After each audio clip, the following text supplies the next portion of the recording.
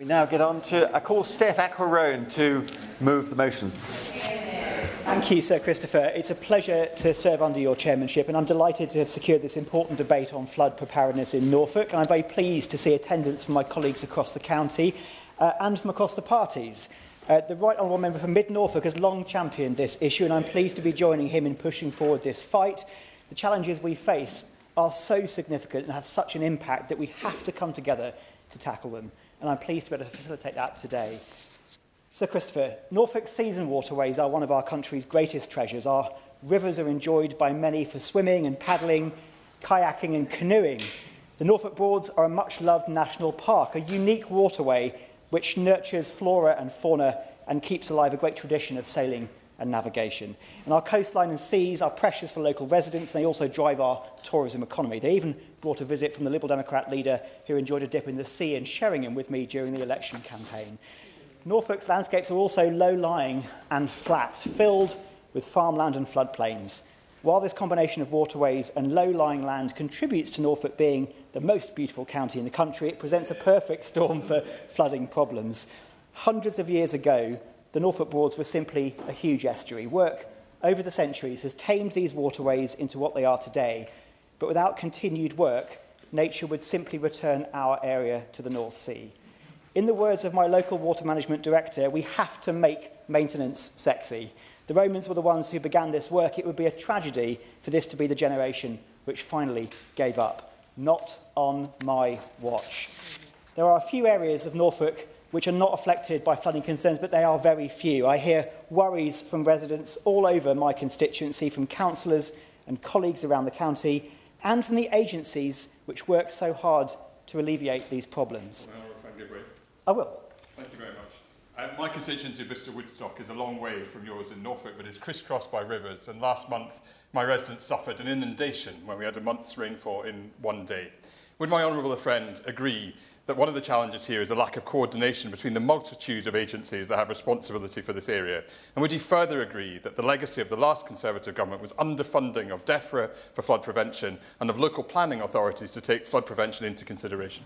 Honourable friend for that intervention. I agree with both those points. I'll be speaking about both of them in a moment. My hope, Sir Christopher, is that by solving the issue of joined-up working for Norfolk, we can transport that model to his constituency and elsewhere. In fact, a key motivator for me seeking to secure the debate on this issue at this time is that it follows an important public meeting that I chaired recently in Hickling. 9 different agencies sent their representatives to share the work they were undertaking to prevent future flooding in the area. They also told us of their personal fears and frustrations. They spoke of the challenges with the funding system and our changing climate, the regulations and responsibilities which are stymieing their ability to make change. I will. For giving way, and I congratulate him on securing this important debate. He's quite right that there are a multitude of agencies which have partial responsibility, creating a network of overlapping duties and responsibilities. But we are lucky in Norfolk that we do have the Norfolk Strategic Flooding Alliance under the capable directorship of Henry Cater, a constituent of mine. Does he take this opportunity to congratulate that alliance and Mr Cater, but also to focus on the absolute crucial importance of strategic dredging, particularly in the Norfolk Broads? I thank the honourable member not only for his contribution but also for his work on flood prevention, and I absolutely echo his sentiments, and I'll be actually quoting Henry Cater in just a moment. I pledged he and others, he was on the panel, to support them in tackling all of this. And that meeting allowed those agencies to hear directly from local residents who shared their experience and knowledge over the area, developed over decades, and allowed them to factor this into their future plans and make sure that community and relevant agencies were working in lockstep as they brought forward a more flood-resilient future for the affected Broads villages. Residents of North Norfolk have endless stories of how flooding has impacted them and their community. I heard from a business owner in the boating industry who spent £40,000 fixing the impacts of flooding on the marina that she manages. Another local business estimates they lost out on £140,000 of revenue during the period where they couldn't operate due to flood damage. Even the most basic things are made harder. One resident apologised to me that their response to my invitation to come to this meeting was delayed because their driveway was flooded and impassable for the postman. What we must look at in the short term is the fundamental issues across all levels of government that have allowed this situation to get as bad as it has. The agencies I met with are working incredibly hard, but they can only work with what they've got. And a major issue that many of them face is that their funding settlements are rarely delivered more than 1 year ahead. Would he give way? I will, of course. I thank my honourable friend for giving way, and I congratulate him for securing this important debate. I also live far away from Norfolk, but Somerset has obviously a record of flooding, and in fact is named Somerset due to it being the county where the people live in summer. But the Environment Agency data shows that 2,692 properties in my constituency are at risk of flooding. So unless basic maintenance is conducted on drainage and flood defence systems, this figure will continue to rise. So does my honourable friend agree with me that it is wrong for the Environment Agency to have a £34 million deficit in its maintenance budget? I thank my honourable friend for her intervention, and I totally agree. There is lots of money already there, not to mention the stuff that's missing, but we have to use it in a more joined-up and strategic way. I could go on, but I will return to my speech. The projects that need to be undertaken to make a real difference are going to take time, but they will have a huge payoff. And being forced into short-term thinking means that the responsible agencies can't make secure plans to take the strategic actions they need to. I hope that the Minister would consider changing this arrangement to give the responsible agencies the ability to set longer-term budgets. This will be a huge boost to their medium and long-term planning and could get off the ground so many vital flood alleviation projects that are being stalled by the current funding setup. As the chair of the Norfolk Strategic Flooding Alliance succinctly put to me, prevention is a lot less expensive than flooding. In fact, every single pound spent on prevention prevents a further £14 of damage, and I hope that the Minister will seriously reflect upon this, particularly in light of the comments by my honourable friend. Frustratingly, in many cases, it's not only the money that's lacking, but the necessary power to make change. The responsibilities and powers are broken up and siloed across councils and agencies and statutory bodies, all with expertise and experience, but unable to easily be shared across them all. I want to ask simply but kindly, why does it take 9 months and 2 public meetings to decide what to do and how to spend the money we already have? I would love to tour my constituency bringing these kind of meetings into every community, but it simply isn't the most effective way of delivering the action that residents are crying out for. In the Netherlands, there's a Ministry of Infrastructure and Water Management, a clearly responsible department with the powers to tackle an issue that's fundamental to them as a nation. And we must also accept that, as a nation, Britain floods and always has done. But a joined-up approach, a clearly responsible body, is the only way we can ensure the powers are collected sensibly to allow for funding and direction decisions to be made in the best interests of communities.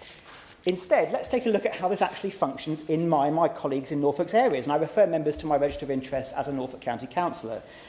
Locally, we have Norfolk County Council, the lead flood authority, but without the money to tackle the issues that they report on. The Council Scrutiny Committee considered this just yesterday and concluded there needs to be a focus on legislation to make it fit for purpose. They write useful and sensible and impactful flood prevention reports after every serious event, which outline how to stop flooding happening again. But once they finish their report, they have nowhere near the necessary money to implement any of their own recommendations. This setup would be utterly farcical if it wasn't so serious. And it seems my residents need all the stars to align to make anything happen. And that won't be cutting the mustard as water pours into their front rooms and destroys their belongings. Will you give way? I will. I'd like to thank you for giving way and giving some excellent examples, particularly from the Netherlands, who are wonderful at water management. But like the Honourable Member for North Norfolk, many across my constituency of Brecon, Radnor and Cwm Tower have to deal with the impact of flooding year after year. Does he agree with me then that in order to tackle flooding, we must improve the management of land upstream, including the restoration of peatlands, heathlands and native woodlands, and that our farmers are great allies in this quest? Thank you. I thank my honourable friend for his intervention, and I would say in my experience as a county councillor I've seen over the past 7 years changing attitudes within the farming community, from farmers wanting to get the water off their land and into the river systems as soon as possible, to actually wanting to build attenuation methods upstream, upland, which help prevent flooding further downland, but they're facing planning barriers, all sorts of hurdles that are making this practically unviable. Indeed, I want to touch on the issues being faced by our farmers in North Norfolk, as well as talking to me yesterday about inheritance tax changes. Many farmers raised their concerns with me about how flooding impacts on their land, and access to the Farming Recovery Fund seems, to my farmers and I, to be scattergun and confusing. A restrictive set of criteria, which means that some are receiving payouts for land that's hardly been touched by flooding, while not receiving anything for land that spent months underwater, simply because they're either lucky or unlucky with DEFRA criteria and algorithms. William, a farmer in my constituency, told me yesterday that they had 30 acres of potato crop waterlogged for months on end and totally unharvestable. They lost £100,000 worth of potatoes, £100,000, receiving no payout whatsoever, as he was told his land wasn't eligible. We know our farmers operate on the slimmest profit margins to feed our country, and flooding is yet another challenge which is hammering them and their businesses. And Norfolk's farmers feel they're being punished by the quirks of a system and in the dark about how to get the help that they need. The Minister has heard me raise a lot of problems so far, but I want to reassure her that the government can achieve some quick wins. There are some things with simple solutions. First, we need to ensure that the insurance landscape for flood is viable.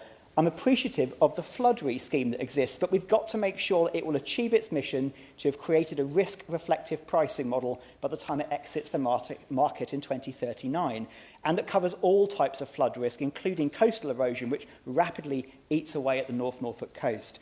I also feel that we need to place a greater duty on our insurers to carry out the actions in those flood prevention reports after incidents occur. Insurance currently put properties back to the same state they were before the flooding, rather than being required to support residents to ensure the flooding can't happen again. For example, why are insurers putting or replacing ankle-height plugs in properties they know could flood again, when logic would dictate these need to be moved higher up to protect them in the future? My residents have been left in a scenario where they know what needs to happen to prevent future flooding, and then these actions are simply not forthcoming. It's totally unacceptable. I hope that the Minister will indicate if she's open to reviewing this area of law, if that is the reform that we need to fix these issues. There is a very real human impact to the failings of this setup. I've spoken with one of my constituents who's been flooded twice, forced to move out of her home for months, and still struggles to secure the changes she needs to avoid yet more flooding. Anglian Water are responsible for increasing the drainage capacity. The Highways Department are responsible for trying to redirect the water flow off the road away from her property, and her insurers have to help her piece her life back together again. All these agencies and organisations have been unable to secure the funding or been limited in their powers, and what she will want to hear from the Minister today is an assurance that she won't carry on falling through the cracks and becoming a repeat victim of predictable problems, and can finally receive the long-lasting solutions she needs and deserves. Whenever we discuss these damaging floods, which are becoming all the more regular, we must address the elephant in the room that is man-made climate change. It is no coincidence that we see more extreme weather events, more storms, more flooding, when our climate is being so drastically damaged. If we don't deviate from a course of climate crisis, then these resilience measures will simply become obsolete as the emergency worsens. The modelling being done currently on what we need to prevent and alleviate flooding looks backwards at the data and trends from the past, but climate change is bringing extremes of weather and flooding that we've never seen before. And if we can't handle what's gone before, we don't stand a chance of tackling what's yet to come. We have to incorporate the climate emergency into our thinking on this issue far more realistically. Norfolk is proudly at the cutting edge of the green energy transformation that we need to fight climate change. We're proud to be playing our part in saving the planet, but if the homes of those working on these projects are flooding, then the businesses and suppliers for them are flooding, and the infrastructure itself is at risk of flooding. We therefore can't help. We want to play our part, and we need the support in order to do so. I hope the government can think holistically when tackling the challenges of flooding. This isn't just an environment issue. It impacts on our local economy, on our emergency services, our health systems. I fear that the cost of failure here simply isn't understood, but I can assure the government that they can't afford it. And while we're talking about Norfolk today, I know that improving flood preparedness across the country will positively impact so much more than just the people whose homes and businesses are flooding today. This is an immediate challenge. The time for waiting around and delay is long past, and we're staring down the barrel of a tough and possibly disastrous winter. This isn't just about protecting the highest possible number of chimney pots, but preserving a beautiful, historic, natural landscape and a way of life that served Norfolk for generations. So, Christopher, I hope that as the government listen to the contributions in the debate today and consider their future actions as a result, that in the forefront of their minds are the affected residents and business owners, villages like Hickling and Potter Heigham, and the communities who are begging us not to carry on with the status quo. The question is that this House has considered flood preparedness in Norfolk. Jess Asante. Thank you, Mr. Chairman. I congratulate the honourable member for securing this debate. Though next door in Suffolk, we share the same coast and many of the same problems being so low-lying. In Lowestoft, I'm sad to say that we are not adequately protected for severe flooding, such as we experienced in 2013 to devastating effect. Prior to the installation of flood wall protection measures last year, Lowestoft was the only coastal town without any formal tidal flood defences, and we still remain very much at risk. We did have a flood barrier project absolutely ready to go, one that would have protected 1,500 residential properties and 800 businesses, and was an excellent example of partnership bidding. But East Suffolk Council were forced to abandon those plans earlier this year because the Conservative government had delayed and delayed a funding decision for so long that it was no longer possible to continue. They avoided paying £100 million to complete a project that would have protected our town for 100 years and had seen a return of £700 million a year in gross value added. The last government ran out the clock on the scheme and they kicked the can down the road, as they did with so much else. And with Lowestoft due a flood on the scale of 2013 every 20 years, residents are rightly worried. Resurrecting that scheme immediately is sadly not possible, but I am determined that we find a viable way forward. Without our flood barrier, the advanced plans we have for the whole regeneration of the area around Lake Lothing are jeopardised. Hugely increasing costs for the redevelopment of the former Jeld Wen factory site, which would help us meet the government's ambitious house building targets, adding up to 500 homes. But the growth benefits of flooding protection measures aren't reflected in how our flooding funding formula works.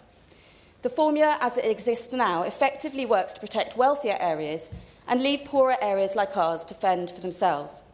As such, it essentially bakes in inequality. I would be grateful if the Minister might look into a review into the current formula.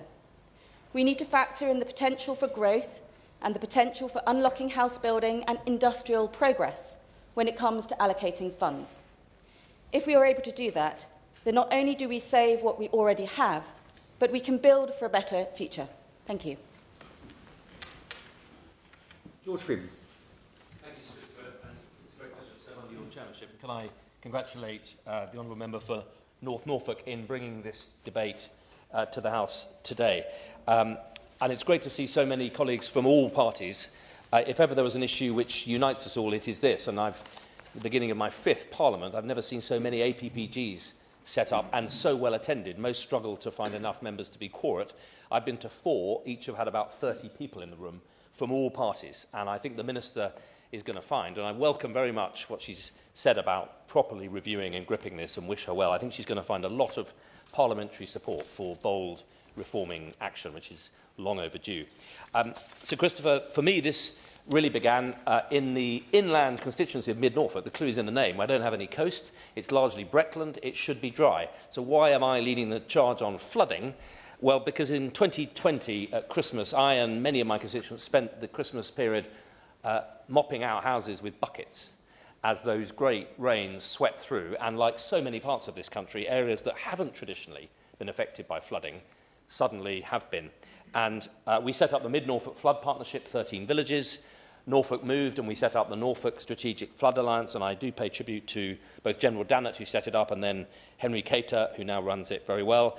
And we were in the process of convening Norfolk's first inland flood summit, which was postponed because of the election. Really important. There are 36 organisations in Norfolk, just in Norfolk, tasked with and sharing responsibility for dealing with flooding. And basically, none of them are able to take responsibility properly. I'll be kind. The buck gets passed. People have had enough. We need a summit in which we, the representatives of the people of Norfolk, can gather with those agencies and properly get on top of where the flooding is happening, where it's becoming more and more intense, what's being done about it, and prioritise for our county the plan, both short, medium and long term. And I wanted just to, through that, I've also prepared a bill to support the Minister. Now, we'll be introducing the bill shortly, and I hope it's something that will contribute to the reforms that she's considering. I'm hoping it'll be good enough that she decides to take it in and incorporate it in her reforms. But I'll say something, if I may, in a moment, just about what that bill sets out to do. But first of all, I think, as with so many public policy problems, it's worth being clear what the problem is and what's causing it. And I want to suggest, firstly, climate change. We've had the wettest, earlier this year, we had the wettest 7 months on record, and we've had the wettest last few years on record. That's what's driving this, but it's compounded by, in my part of the world, huge amount of housing. The reason the boundaries changed is Mid-Norfolk has had about 10,000 extra houses in the last 14 years, and many of them are built on the outskirts of villages without proper drainage infrastructure, plugging in new modern drains to old Victorian village drain infrastructure, and when you get intense rain, the whole lot merges and sewage starts rising through people's gardens and lavatories. Thirdly, riparian rights. We've seen a huge confusion about who's actually responsible for maintaining ditches. Fourthly, contract farming, the rise of the outsourcing of farming to contractors. The old days on our family farm, in quiet months, we'd clear the ditches, mend the fences. These days, that kind of stuff is not always in the contract. And ditches are being neglected because of the reality of modern contract farming. 5, Anglia Water have been focusing, I'll be kind, on supply of water to the east and on mitigating flood, on leakage, trying to make sure, and they're investing billions. But 10 years ago, the problem was loss of water, and it still is in the summer months. But in the winter months, we have a massive problem, and we need to make sure that our water companies are also investing in the problem in the other half of the year, as well as shortages in the summer. And of course, catchment geography and habitat and water maintenance and retention link those two issues. 6, huge confusion about responsibilities. Nationally, the responsibility sits with the Environment Agency. I think their budget is just over $2 billion a year. But try bringing the Environment Agency when you've got a problem in Norfolk, or I dare say even Suffolk. And it's lovely to see the member for Suffolk sneaking into a Norfolk debate to support us. So organisational responsibility at the top, with an agency that has many other responsibilities, some of which directly go against the interest of getting water off the land and down rivers fast. And then down on the ground, responsibility for dealing with, mitigating and handling flooding is unfunded. So the local flood authority really has no budget in Norfolk. So it has a few powers that it can't enforce and no budget to do it properly.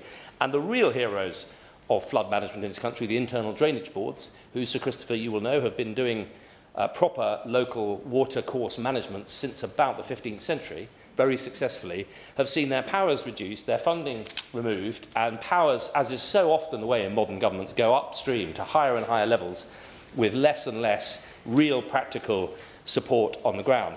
And those 15 or 16 areas, district councils that are most on the front line of flooding, are now having to massively support IDB infrastructure investments. So we're charging taxpayers in the high flood areas hugely to pay for infrastructure that we're all funding. And I noticed there's an Association of District Councils special interest group set up to tackle that, and they're helping me with the bill. 8, the IDBs, they're funded by precept, which is not an appropriate way to fund the sort of scale of the infrastructure that we need today. 9, there's a huge lack of proper monitoring. One of the things we're going to find at the first Norfolk Flood Summit is we don't have a map. We certainly don't have a digital map. We certainly don't have one that's live. Where are the flood hotspots in our county? And we're not properly capturing the data, which means that the Minister won't have proper data to support her policy making, and the Cabinet Office Resilience Unit don't have proper data on where this growing inland flood risk is happening. And on the ground, when you then get flooding, as we had last year in, I'll cite one example, Sir Christopher, Attleborough, Mill Lane, 4 people who live next to a culvert have been flooded every year for the last 10 years. Their lives are misery. Last year, for the first time, 100 other houses were flooded because the culvert has been allowed to gradually silt up. Anglia Water handed over their riparian rights when no one was looking 12, 15 years ago. No one was aware that those rights now sat locally in the town. The land use practice upstream means the water wasn't being captured properly in the farm. A whole lot of new housing and climate change, and big problem. It's taken a huge amount of work to set up the local Mill Lane flood prevention group. The community have cleaned out the ditches. We've dredged the river. We've had 70 tonnes of stuff taken out. And it's been a huge project. I paid tribute to Taylor, the local councillor, and others. But we can't afford to be doing that in every single place around the country. Far better to invest in the prevention in the first place. And of course, people who've suffered this then hit the next problems. How do they insure their houses? How are we going to compensate people who can't sell their houses? And how are we going to make sure that the flood relief scheme, as others have said, is fit for purpose going forward? So this is a huge issue, and I know the Minister has gripped it. My bill sets out 4 main clauses and 4 main reforms, and I believe I've sent the Minister an early draft, but I'll send her a better draft, and I thank all those colleagues who are helping with it. Clause 1 sets out responsibilities and makes clear that we need to cascade the responsibilities down to the ground and make it clearer who is actually responsible for prevention and mitigation. Clause 2 looks at funding and says that some of that 2.odd billion with the Environment Agency has got to cascade down, and we've got to support the IDBs properly and the local flood authorities. 3, controversially, looks at liabilities, and I want to suggest that when house builders dump large quantities of housing on the outskirts of villages, it's not good enough just to pipe the drains to the old Victorian architecture. They've got to upgrade it, and I think the only way they'll do it is if they're on the hook for downstream flooding that might occur. And 4 looks at data monitoring and accountability. I close by just sincerely welcoming the Minister's commitments on this, very quickly committing to review it properly. And I urge her to, as well as listening to the officials, who I know will have 101 reasons to take it gently, to be cautious, to be steady, listen to colleagues across this House, and I think she will be a hero. There'll be culverts being named after her for decades to come. This is, I hesitate to suggest, this is going to be one of the biggest issues of this Parliament for our constituents, and the Minister has a chance to grip it right at the beginning and put right something that's been neglected for several decades. Thank you. Thank you very much, Sir Christopher. It's a pleasure to see you in the chair. And I wish to congratulate the Honourable Member for North Norfolk for securing this hugely important debate. I've had the pleasure of serving alongside him, not just here in this place, but we are both members of Norfolk County Council and have been for a number of years. And I refer members to my register of interest as both a serving Norfolk County Councillor and a Breckland District Councillor.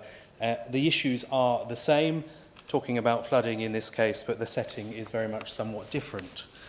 Flooding is a significant concern in Norfolk, as has been mentioned, and I have been left so frustrated about flooding incidents in my local communities. The time taken to look into some of the causes of flooding and the recommendations for mitigation are woefully slow, in some cases up to 2 years. Often residents are repeatedly flooded before we've even seen the reports on the initial incident. And it must be said that local councils are woefully under-resourced. They must be given additional resources and powers to respond to the increasing flood risks. As I have already raised in Parliament, and I'm very grateful to the member for Mid Norfolk for raising internal drainage boards, because they are an increasing concern for many councils. In my constituency, Kings Lynn and West Norfolk Borough Council now contributes the equivalent of 43% of all of its council tax income to funding IDB levies. That's incredible. I am delighted to say that since Labour has taken office, we have seen progress with additional funding of over £250,000 for Kings Lynn and West Norfolk Borough Council alone. And I also welcome the new Floods Resilience Task Force launched to turbocharge flood preparedness and the delivery of flood defences. And just last week I was delighted there was an extra £50 million announced for internal drainage boards. these have been neglected for far too long, and I'm pleased the government recognises their vital contribution. And I think this shows that Labour's commitment to the challenge. I would also like to take this opportunity to pay tribute to the Welney Floodwatch group in my constituency. The Welney Floodwatch team play a vital role in helping residents to know if the A1101, appropriately named Welney Wash Road, is passable or not. And I was delighted to meet with one of the volunteers, Ken, yesterday in Parliament. Without this intervention, residents very often get caught out with the changing and unpredictable water levels in this area, and they are a fine example of community spirit. But we cannot leave it solely to volunteers to fix the cracks that are so evident in the system. More common, and because of climate change, I believe we here in this room have a moral obligation to ensure that we do not leave this planet in a worse place than we found it. We must protect the here and now. Failure to tackle the root causes and the imminent threats of flooding will cost us socially, economically and environmentally, as has already been pointed out. And we just have to look to areas such as Valencia over the last few weeks, the devastating impact of flooding, damage to livelihoods, to housing, and in that particular case, the tragic loss of so many lives. Finally, I know my honourable friend, the Minister, understands the importance of this issue. It is something I have spoken to her about on a number of occasions. The task at hand couldn't be clearer, with the Environment Agency stating that up to 1 in 6 UK properties are now at risk of flooding, and that's going to get even worse. We will see this cut across numerous constituencies, not just here in Norfolk. I'm in southwest Norfolk, furthest away possible from the coast in Norfolk, but it is a huge challenge in southwest Norfolk. After 14 years of Conservative neglect, underfunding and the foregoing of the scientific warning signs, this has left communities up and down the country unnecessarily exposed to flood damage. And the previous government, it must be said, slashed resources to the Environment Agency, the key agency tasked with flood preparedness and response, by 2/3 since 2010, leaving families and businesses to pay the price for extreme floods. I am grateful to the honourable member for securing this debate and raising this important issue, and it's now up to Labour to protect our local economy and the national environment. Thank you. We have to call the front benches at 10 past, and that means that there's only some 7 minutes remaining, and I hope that the 2 Norfolk members who are standing will be able to share that time between them. Adrian Ramsey. Thank you very much, Sir Christopher, and I hope other members understand the need to prioritise Norfolk members in this debate on Norfolk flooding, although I know we share concerns about the issues. I will try to summarise my remarks. Thank you very much to the honourable member for North Norfolk for securing this crucial debate and highlighting the underlying issues that need to be tackled, including on maintenance and understanding the climate risks that are the climate reasons that are at the bottom of these problems. Thanks also to the member for Mid-Norfolk for his comments, and I look forward to the first Norfolk Flood Summit. Like other members, I've got countless examples in my constituency, for example, from Mill Lane in Needham Village and from Shelfanger and Wynfarthing, where residents have been significantly affected by flooding in recent years, by Babette, including residents who haven't been able to return to their homes since Babette, and others where 14 homes were badly flooded in a single night, which highlights the extreme impact this can have. And I should highlight, as the honourable member for Lowestoft will be pleased to hear, that I have examples from the Suffolk part of my constituency as well. We need to ensure we look at this in a region-wide way. In order to expand on what other members have talked about, I want to particularly focus on nature-based solutions, which have such a big part to play in addressing this issue upstream, in slowing down, capturing and storing rainwater, and additional benefits as well in improving biodiversity, sequestering carbon, enhancing soil life, and creating valuable wildlife habitats. And the River Waveney Trust in my constituency is doing fantastic work on projects in areas like Diss and in Gissing, using funding from DEFRA to carry out work that restores floodplains, that plants trees, that creates ponds, that installs leaky dams. And these things are having a practical impact in reducing flooding and flood risks. But at the moment, these works are often carried out by excellent but small charities fighting over pots of money that are not big enough. The 25 million funding from DEFRA needs to be much bigger if we're going to tackle this problem at scale across the country. I know the Minister is committed to addressing these issues and is listening to this debate today. So I'm looking for more funding. And I would also highlight another bill, my private member's bill on nature-based solutions, which would require public bodies and water companies to allocate at least 10 to 25% of their budgets to nature-friendly management schemes, ensuring more widespread adoption of nature-based solutions. And I hope that will get some consideration from the Minister in the reforms that are being looked at and some support from fellow colleagues in Norfolk and beyond as we consider this. So in order to make sure others get in, I do hope that the wide-ranging concerns that have been raised today are taken seriously, that the adequate funding is put in place, that we ensure there's joined-up solutions to addressing maintenance, no more buck passing, and that nature-based solutions get a proper focus and attention. Thank you, Sir Christopher. Thanks, Sir Christopher, and I congratulate the Honourable Gentleman for North Norfolk as well on securing this debate. My constituency has a magnificent coastline as well as some of the precious chalk streams that our country is lucky to have, and we face significant flood challenges that need to be addressed. Sadly, with the record-breaking rainfall that we've had in many villages, homes, gardens, streets and businesses across northwest Norfolk felt the awful impact that flooding can have. Last winter, I helped many constituents in the Burnhams, the Creeks, Pot Row, Roydon, Grimston and many other villages, and the high water levels and the groundwater levels mean that that risk is here once again. And to deal with that problem needs better coordination. As we've heard, Norfolk County Council is the lead local flood authority, but it can't direct anyone. It doesn't have the funding. It can't even require people to cooperate with it or deal with the culverts and the riparian issues that my honourable friend from Mid-Norfolk's touched out. That means even when they've got the equipment and ready to step in to do the maintenance work, they can't for legal reasons. So that's why I supported the creation of the Norfolk Strategic Flood Alliance, which is doing good work.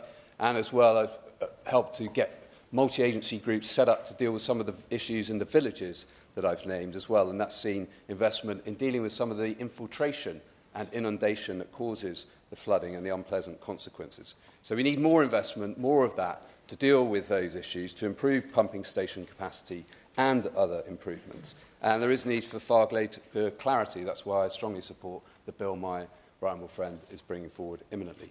Second, we need to make better use of local knowledge. When I go out with constituents, they understand the way that the rivers and the flows go together, and that can be useful, very helpful, particularly when the Environment Agency don't have many people who are actually on the ground or understand the catchment. So that's something that can be tapped in more broadly. An area that hasn't really been touched on is we need to improve the welfare support when things go wrong. I've been to the homes of elderly and vulnerable constituents who've been unable to use their toilets, their sinks, their showers for many number of weeks, and all they've been offered is a portaloo at most. That's completely unacceptable. There needs to be far better coordination with that. My constituents don't really care who's responsible. They want people to take responsibility. And again, the Norfolk Strategic Flood Alliance has put together a working group to look at that, but obviously that's an issue that can be dealt with across the country. Finally, I want to touch on the importance of coastal flood defences, particularly in my constituency between Snettisham and Heacham, which is made up of a natural shingle bank and stretches of concrete defences. The Environment Agency has begun a review of the East Coast Wash Management Plan, which is there to protect the properties, the holiday homes and the agricultural land, which is very important. I recently met with the Environment Agency because there is concern locally that they say that they don't need to do the periodic recharging project, and if they did need to do it, then they wouldn't have the funding or the technical capability to do that. We cannot accept a managed decline in this area. We need to hold the line. That should be common cause. So there needs to be funding and support for that shoreline management plan for 2025 and beyond. To conclude, these issues are about working together fundamentally. In the inaugural Flooding and Drought Summit in January, my honourable friend has referred to, provides a forum to do that. I very much hope the Minister will accept the invitation that I believe has been extended to her to come in here, to hear about Norfolk and the plans we have to solve these problems. Okay. Thank you, Sir Christopher, for chairing this important debate on flood preparedness in Norfolk. I congratulate the Honourable Member for North Norfolk on securing this debate and on his excellent speech in which he highlighted the many challenges to flood preparedness in Norfolk and across our region. And indeed, I'd like to congratulate all the members from Norfolk and our region, and indeed from wider places in the country, on their speeches and the points they've made. I need to draw members' attention to my register of interests, in which I note that I'm a member of East Cambridgeshire District Council. This debate highlights the region's ongoing struggles with flooding, compounded by its low-lying landscapes, extensive waterways, and the impacts of climate change. The area's rivers, broads, and coastline are rightly cherished. When managed well, they mitigate and reduce flooding, but when undermanaged, they contribute to significant flooding risks. This issue, which has existed for centuries, requires sustained coordinated efforts to prevent further damage, but without adequate long-term funding, local authorities and agencies are unable to implement effective long-term solutions. Many members have raised their constituents' personal experiences, including the substantial financial losses faced by local businesses due to flood damage and the stress faced by people at risk of flooding. They've highlighted systemic issues, including the limited funding for agencies, which is allocated on an annual basis, preventing them from planning long-term projects. This debate stresses the need for a number of changes in government policies, such as moving to multi-year budgets for flood prevention efforts and closer coordination between responsible bodies. The fragmented approach to flood management, with responsibilities spread across various councils and agencies, as well indeed as some private individuals, is another significant barrier. Members have pointed out the inefficiencies and lack of coordination, calling for a more unified approach, much like the Ministry of Infrastructure and Water Management in the Netherlands. And we've even heard that North Norfolk County Council, despite being the lead flood authority, faces the absurdity of crafting detailed flood prevention plans without the financial backing to implement them. The difficulties faced by local farmers who struggle to access flood relief funds due to confusing and restrictive criteria have also been raised today. Farmers already operating with slim profit margins face further hardships as flooding damages their crops or even prevents planting or harvesting. Beyond the financial and logistical challenges, the mental health impact of flooding is significant. The constant fear of future flooding takes a toll on residents and on the workers involved in flood management. I share members' calls for more holistic support for both flood-affected communities and the people working to mitigate these issues. As we've heard, the former Conservative government slashed flood protection plans for homes and failed to invest in flood defences, leaving communities to fend for themselves. Liberal Democrats are calling on the government to bring forward $5.2 billion of flood defence spending to ensure flood defences are built more quickly and to ring-fence funding allocations for flood risk management that works with nature. Will my honourable friend give way? I will. I thank my honourable friend for giving way. It heartens me to hear from around the House people acknowledging the impacts of climate change on flooding in our constituencies. But will my honourable friend join me in bidding that the government's national planning policy framework accounts for areas prone to flooding, keeping our remaining floodplains undeveloped? Thank you. Thank you. I would agree with my honourable friend that we do indeed need to make sure that as we're planning and building, we need to take into account flood risk and make sure that we're properly mitigating it. In her 2024 autumn budget, the Chancellor committed £2.4 billion over the next couple of years for flood defences. But she added that significant funding pressures on this budget meant that it would be necessary to review the plans for 2025-26. It really is crucial that this funding is committed in the long term to allow communities to create sustainable flood preparedness plans for years to come. Liberal Democrats support the Climate and Nature Bill introduced by the member for South Cotswolds to restore the natural environment through large-scale restorations of peatlands, heathland, native woodlands, salt marshes, wetlands and coastal waters, helping to absorb carbon, protect against floods, improve water quality and protect habitats. Liberal Democrats would also implement new planning powers to require sustainable drainage systems are installed. I can't order the lady to sit down, but if we're going to comply with the conventions, which are that there's 5 minutes for each of the opposition spokesmen in a 1-hour debate, so that the Minister then has 10 minutes to respond. Sorry, Chair, I'll draw my remarks. Thank you, that's fine, thank you. Dr Neil Hudson. Is it not them first? No. Okay. All right. Thank you, Sir Christopher. It's a pleasure to serve under your chairmanship, and I congratulate the member for North Norfolk on securing this important debate, and for all the contributions from members on both sides of the House. There is a large degree of cross-party consensus on this. The member from Mid-Norfolk spoke out about the importance of the joined-up approach and that prevention is much better than treatment in this. My honourable friend, the member for Mid-Norfolk, has shown great leadership in this area with his bill.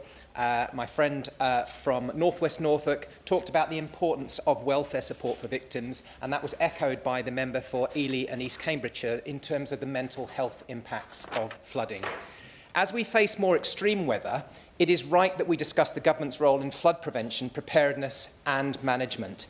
In the last 12 months or so, we have seen terrible effects of Storm Babette, Storm Kieran and Storm Henk, all within a few weeks of each other. And I sympathise with anyone who's ever been flooded. We know the huge impact it has on people, homes, businesses, farmland, animals and so much more. It is heartbreaking. We must not forget, for at-risk communities, the mental health impacts are huge, from the anxiety about being flooded, Sir Christopher, to the trauma of being flooded. We must support our communities long after the floodwaters have subsided and the blue lights have left. I want to pay tribute to the amazing efforts during floods of the Environment Agency staff, the emergency services, first responders and local volunteer groups. I have seen firsthand in serious floods the importance of all that these folk do to help people in awful and sometimes tragic circumstances. I also pay tribute to the mental health charities that members here will be familiar with, like Yana in East Anglia, RABI, Yellow Wellies and the Farmers Community Network. Can I therefore, before going further, please ask the Minister to address what steps they are taking to provide the holistic support that flood victims need to get back on their feet, particularly in regard to the mental health consequences that flood victims face too often in silence. The last Conservative government had a strong record on flood preparedness. It published a policy statement to make England more resilient, with 40 actions and 5 ambitious policies stemming from that.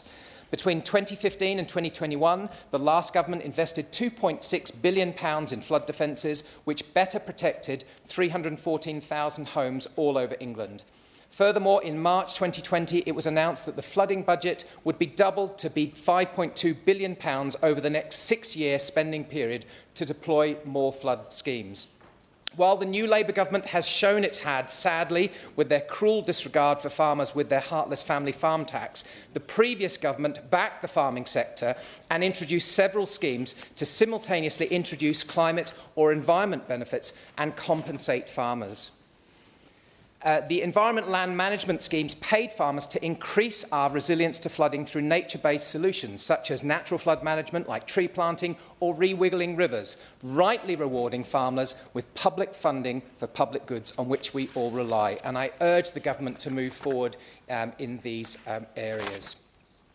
The last government also provided £50 million to expand the Farming Recovery Fund to ensure that farmers hit by flooding and exceptional wet weather receive support, supporting farms of all sizes across the country. And the Labour government has been very slow in getting some of that money out. I know that things have moved in the last few days, but I urge them to get that money out the door. We've got to reward our farmers in terms of the food that they produce, but also the stewardship of the environment. Yesterday's protests in Westminster showed the passion that our farming communities have, and I just urge the government to think again and reverse their cruel family farm tax. Can the Minister confirm, as we've heard, that the flooding budget is under review? Can the Minister confirm that the government will not cut the flooding budget when they review this in the coming years? And that we must make sure that we invest in flood defences, as we've heard today, with the climate change and extreme weather events that are upon us.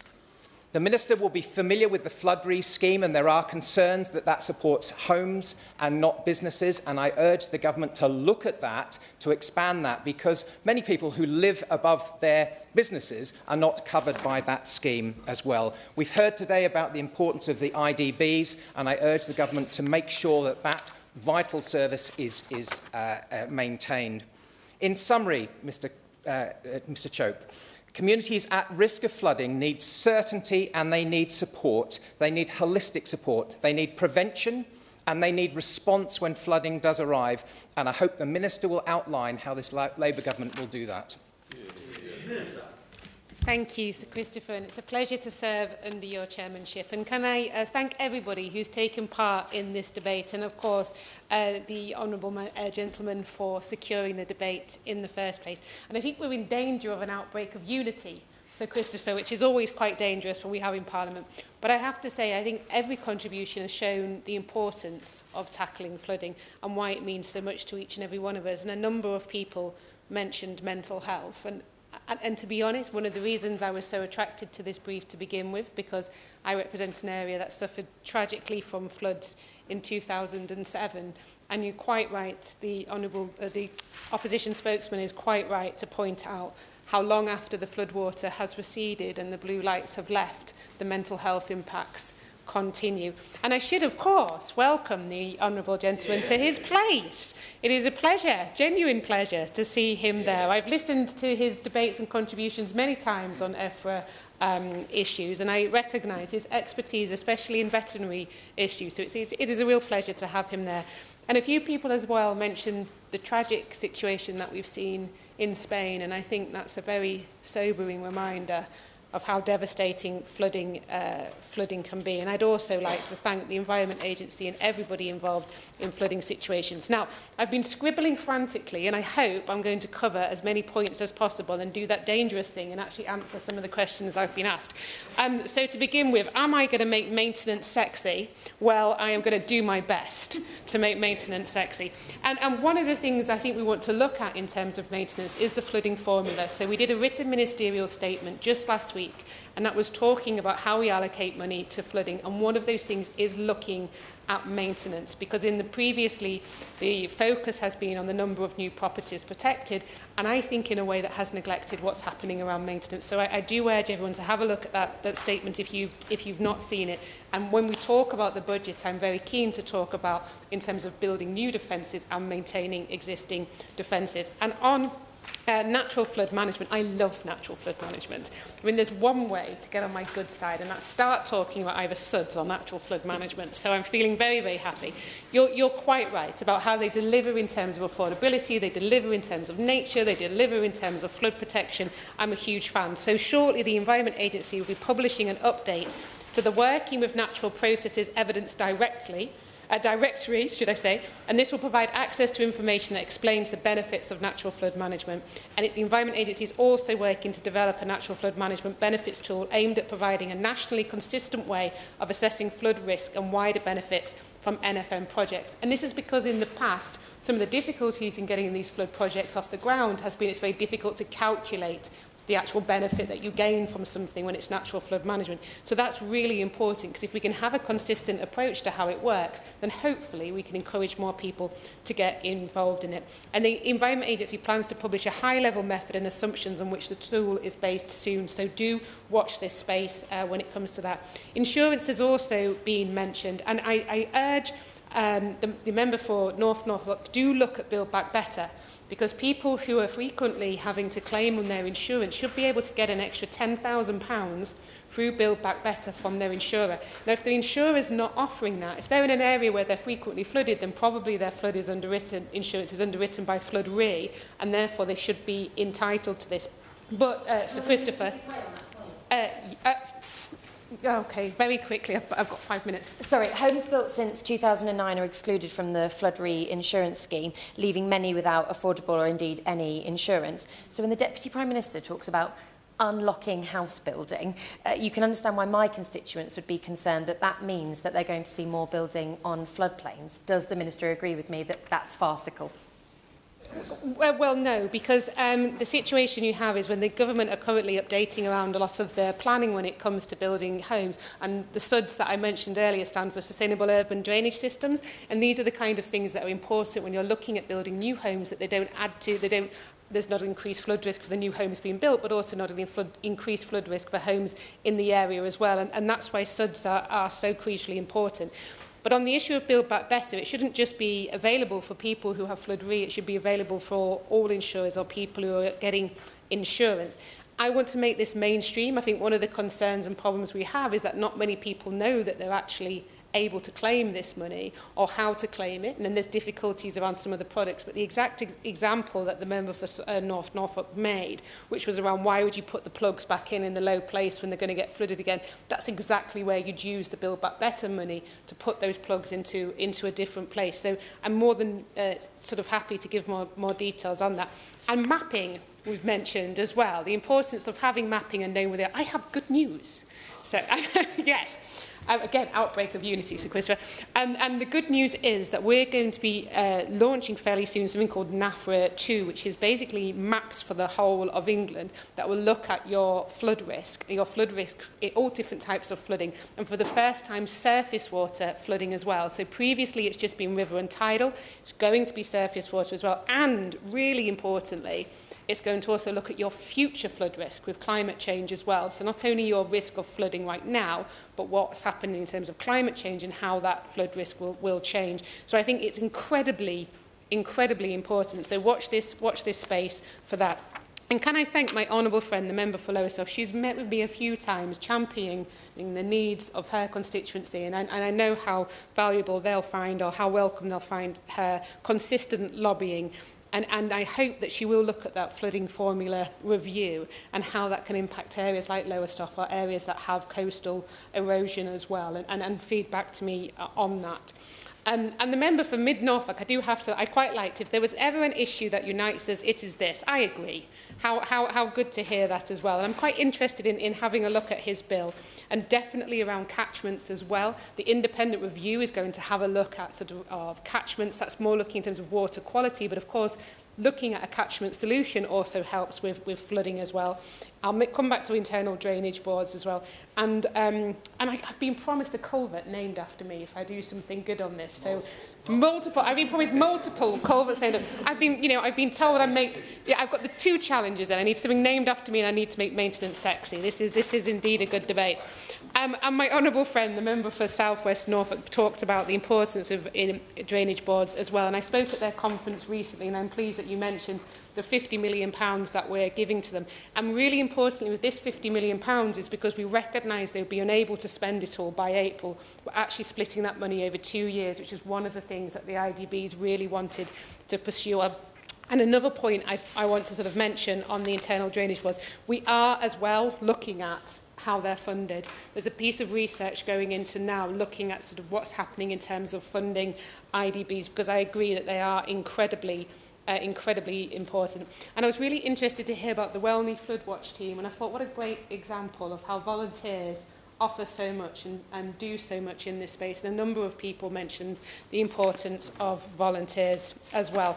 Right, now I've not been able to use the actual speech I've written, Sir Christopher, but never mind. I will say as well, please get in touch with your local area directors from the Environment Agency. Give them your personal phone number. I promise they won't spam you, but they will get in touch with you if there's a flood. Because if there's a flood, Sir Christopher, it will be at 8 p.m. on a Friday night when you've had a glass of wine, guaranteed. So please do pass that on and make sure they can get in touch. Right, so to bring my speech to a close in about the minutes I've got left, I want to reassure people around the funding. We're investing £2.4 billion over the next 2 years to improve flood resilience by maintaining, as well as repairing and building flood defences, so maintaining is in there too. So I would like to reiterate that this government is committed to delivering the oversight and long-term strategy needed to ensure that flood resilience is effectively delivered. We've already taken decisive action by allocating additional funding for asset maintenance, as well as 50 million to internal drainage boards and 60 million to eligible farmers. And the really good news with farmers is that the money should be arriving in many of their accounts tomorrow. So that's a really positive message to take away.